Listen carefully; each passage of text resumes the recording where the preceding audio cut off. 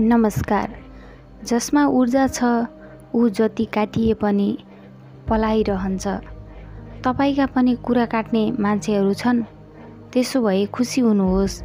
ज्याला पारिश्रमिक तलब भत्ता शुल्क आदि केही पनि नदिई सित्तैमा तपाईको प्रचार प्रसार गरिदिने मान्छे पाउनु भनेको तपाईको निकै ठुलो उपलब्धि हो।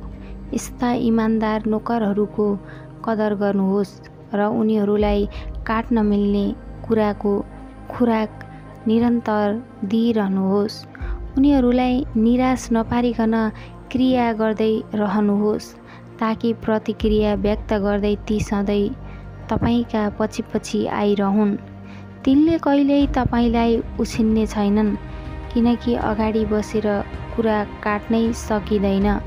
कुरा काट्न त सधैँ उस्तै कुण्ठित र मनोरोगीहरूको सानो झुण्ड, केही अँध्यारो स्थान र उस्तै कपटी दिमाग चाहिन्छ।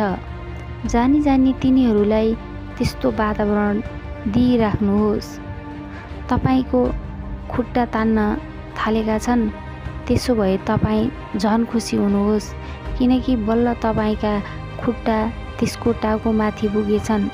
याद गर्नुहोस्, आफू निहुरिएर त कसैको पनि खुट्टा तानिँदैन। खुट्टा तान्ने भनेको नै आफ्नो टाउकोभन्दा माथिल्लो उचाइमा भएकाहरूको हो।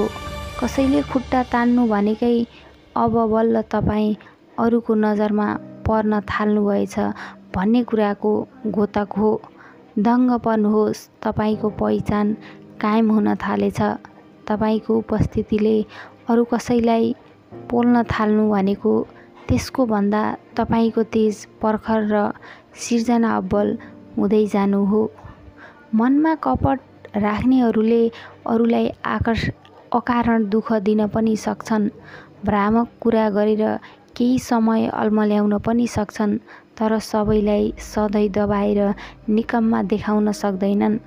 बुद्ध, सुक्रात, ब्रुनो, कोपरकिन्स, केपलर, एडिसन, प्रहाद सबैलाई घनघोर दुःख दिने कपटी मानिसहरू पनि थिए यही धरतीमा।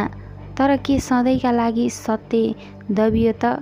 क्षमता र प्रतिभा त कुनै न कुनै दिन प्रस्फुटन भइहाल्छ नि।